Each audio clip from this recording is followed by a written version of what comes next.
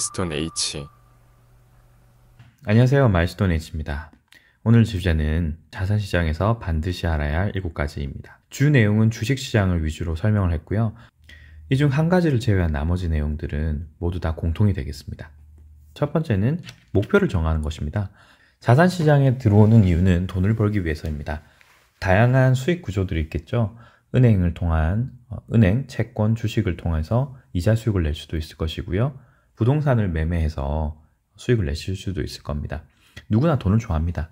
하지만 여러분이 정말 얼마만큼의 돈을 어떻게 벌고 싶은지 자문을 해보십시오. 그리고 주위에 많은 지인들을 보면서 느낀 건데, 돈 하나만을 보고 들어올 경우에는 굉장히 빨리 지칠 수 있어요. 그리고 안 좋은 방향으로 잘못된 선택지를 선택할 가능성이 굉장히 높기 때문에 돈은 반드시 하나의 도구다라고 생각을 하고 들어오셔야 됩니다. 절대 최종 종착지가 될 수는 없을 겁니다. 세 번째는 보이지 않는 관역은 맞출 수 없다. 어떤 목표는 반드시 눈에 보이는 어떤 문구들로 만들 수 있을 정도가 돼야 됩니다. 어렴풋이 나는 부자가 되고 싶어, 이런 말은 사실 목표라고 할 수가 없어요. 그렇기 때문에 정확하고 구체적인 수치로 목표를 하나의 문장으로 표현해 보는 게 가장 중요합니다. 즉, 얼마만큼의 돈을 언제까지 어디에서 벌겠다, 이런 식의 목표가 반드시 정해져야지 그 목표가 보이는 관역이 되어서 저희가 실행을 해볼 수 있는 거예요. 그리고 이 자산시장에서는 단기간에 끝나는 게 잘 없습니다. 그래서 뇌는 한 번에 하나에만 집중하고 집중 시간이 굉장히 짧다라는 이런 어려움을 극복을 해야 돼요.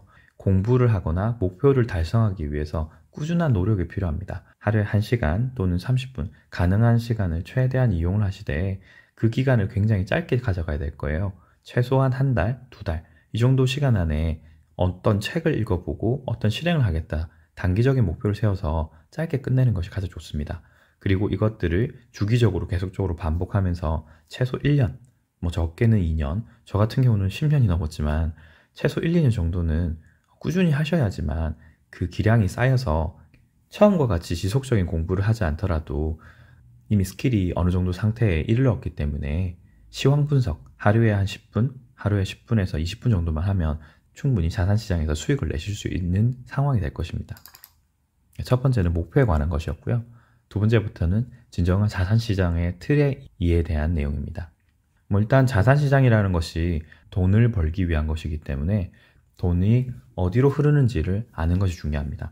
돈이 흐른다는 말은 결국엔 좌표가 있겠죠. 좌우, 위아래. 저 같은 경우는 섹터를 수평, 그레이드를 수직으로 표현했습니다. 이게 좀 순서가 바뀌긴 했는데 일단 수직부터 말씀을 드리자면, 어떤 자산군이든 탑 자산군이 있어요. 탑 클래스 자산군이 있겠죠. 즉 이제 주식으로 얘기하자면 어떤 종목들 군에서도 그 1위권인 주식들이 있습니다. 전기전자 같으면 삼성전자와 하이닉스가 되겠죠. 그 중에서도 삼성전자가 1등입니다. 그러면 당연히 1등 기업으로 돈이 몰리는 게 정상인 것이죠. 돈을 벌기 위해서는 1등이 가는 대로 돈을 반드시 넣어야 될 것입니다.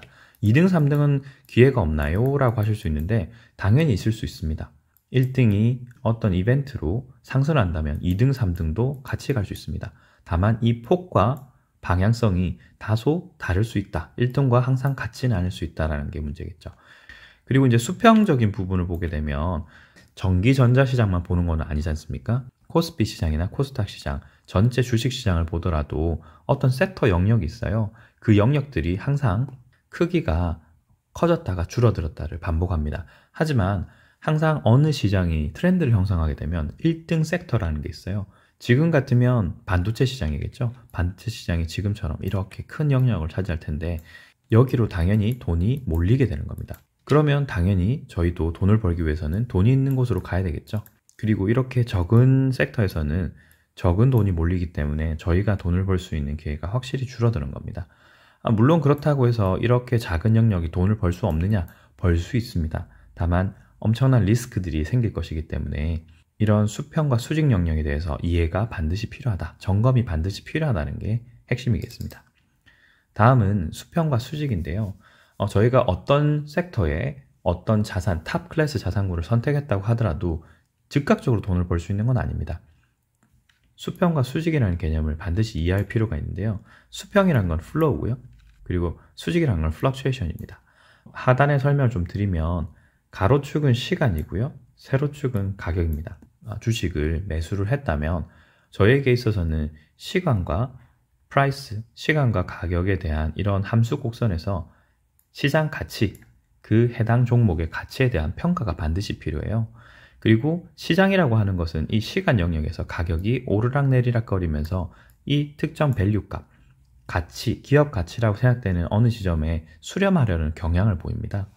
저희가 그러면 시간적으로 봤을 때는 당연히 이른 시간에 최대한 빨리 투자를 하는 것이 유리할 것이고요. 왜냐하면 자산 가격이 낮을 거니까요.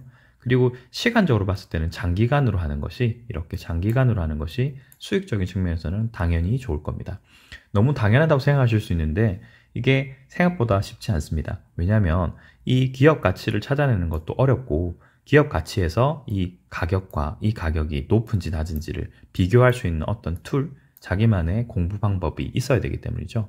그런 것이 없다면 저희는 오히려 고점에 매수해서 저점에 파는 이런 실수를 해서 자산시장에서 살아남을 수도 없고 수익을 남길 수도 없을 것입니다.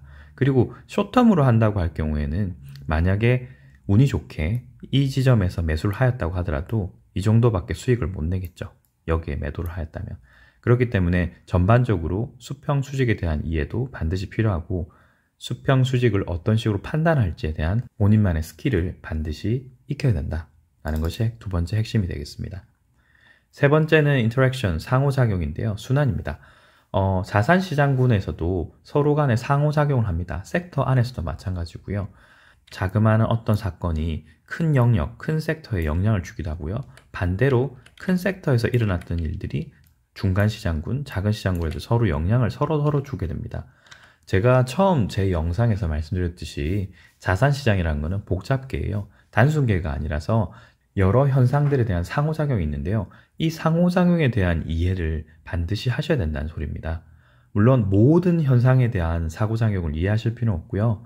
이런 큰 사건, 즉 어떤 큰 이벤트들에 대한 상호작용이 어떤 영역, 어떤 섹터에 영향을 주는지에 대한 이해가 반드시 필요하겠습니다. 일전 영상들에서 말씀드렸지만 가장 중요한 것은 금리라고 저는 생각을 해요. 다른 주요 요소들도 있겠지만 금리가 돈을 움직이는 핵심 요소이기 때문에 금리에 대한 이해는 반드시 필요하다. 제 기준으로는 이 중간에 있는 파란색 공이 금리와 같은 것이 되겠습니다. 물론 여러분도 여러분들만의 마일스톤, 경제 이정표를 찾으시다 보면 금리가 아니라 금리 이외에 다른 것들도 있다라는 것을 스스로 발견하실 수 있을 거예요. 그리고 다음에 나오는 건 파생상품인데요. derivative라고 해서 파생상품입니다. 이것은 주식에만 해당되는 내용이고요. 부동산에는 이런 것이 저는 없는 것으로 알고 있어요. 파생상품이라고 하는 것은 파란색으로 표시된 것이 강아지 몸이고 저희가 아는 현물입니다. 그리고 현저히 크기도 작고 영향도 크지 않을 것 같은 것이 사실은 이게 선물이고요. 그리고 여기 제가 표현하지 않았지만 목줄이 있습니다. 목줄이라고 하는 것은 옵션이라는 거죠. 옵션. 이 파생상품이라고 하는 것은 한국 같으면 96년 전후로 선물 옵션이라는 게 생기게 되었고요. 규모로 따지자면 세계 2위의 시장이었습니다. 굉장히 그만큼 컸는데요. 이 선물 옵션, 파생상품이 왜 중요하냐면 그림의 표현을 보시게 되면 원래라면 강아지가 꼬리를 움직여서 꼬리가 왔다 갔다 해야 되는데 지금은 반대로 꼬리가 가만히 있고 강아지의 몸통이 움직이는 거죠. 파생상품이라는 게 이런 식으로 개발이 되어 있습니다. 즉 선물 옵션, 선물과 옵션이 현물을 움직이는 이런 상태가 될 수 있는 게 현재 시장이거든요. 의아해하실 수도 있는 게 원래는 현물이 있었기 때문에 선물이 나올 수 있는 것인데, 그리고 선물이 있었기 때문에 옵션도 나올 수 있는 것인데 이것은 반대로 지금 작용을 하고 있어요. 옵션이 선물을 움직이고 선물이 현물을 움직여서 현물 시장이 다른 파생상품들로 인해서 움직인다. 때문에 결국에는 룰이 어떻게 되었든 간에 여러분들이 자산시장, 특히 주식시장에 오신다고 하면 어쩔 수 없이 반드시입니다. 반드시 이 꼬리에 해당되는 선물을 반드시 보실 수밖에 없고요. 이 선물을 움직이는, 선물과 이 현물을 움직이는 줄이라고 할 수 있는 옵션 시장을 안 보실 수가 없어요. 하지만 제가 설명을 드릴 때는 선물 옵션에 대한 내용을 거의 설명을 드리지 않습니다. 왜냐하면 선물 옵션이 초보자에게는 굉장히 어려운 영역이에요. 그리고 저희가 선물 옵션을 안다고 무조건 현물이 어떻게 될 거다 라는 걸 100% 알 수 있느냐? 그렇진 않습니다. 저희가 기회가 된다면 이 선물이나 옵션에 대한 얘기도 할 건데요. 사실 여러분들이 향후에 보실 혹은 제가 만들었던 기존 영상을 보시게 되면 제가 선물 옵션에 대한 내용을 정확하게 설명을 드리진 않았지만 어렴풋하게 몇 번 얘기를 드린 적이 있을 거예요. 그리고 제가 설명드리는 기법 안에 사실은 선물과 옵션에 대한 내용들이 조금씩은 들어가 있습니다. 그래서 영상을 꾸준히 보시면 선물 옵션에 대한 내용도 충분히 이해하실 수 있을 겁니다. 다음은 속임수인데요. 여기에 그림을 보시게 되면 수많은 사람들이 서로의 주머니에서 돈을 빼서 가져가는 것을 보이시죠? 결국에는 자산시장이라고 하는 건 제로섬 게임이에요. 누군가가 돈을 벌면 누군가는 돈을 잃게 돼 있는 시장입니다.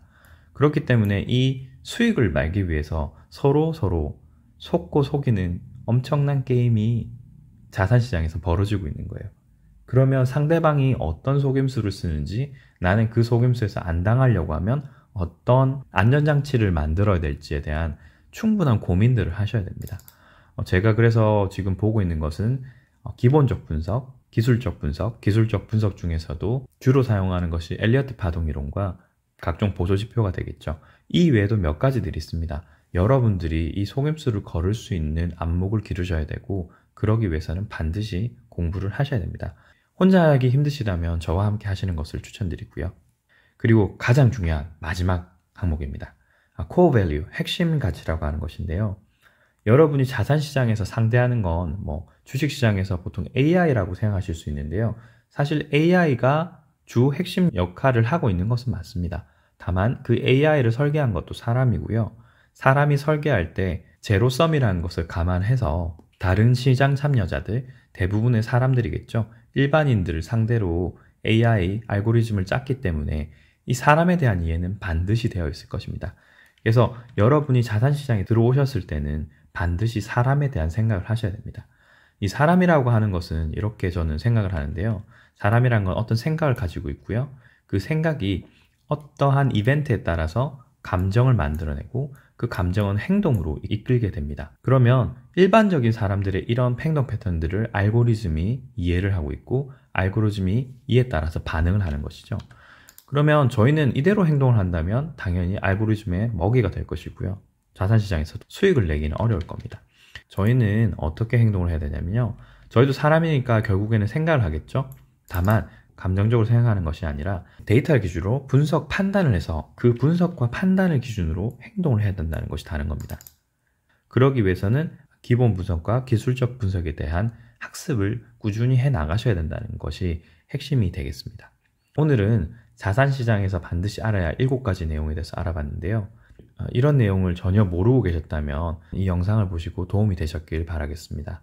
오늘 영상도 도움이 되셨다면 구독, 좋아요, 구독 알람 버튼 부탁드리겠습니다. 감사합니다. 이상 마일스톤 H였습니다. 감사합니다.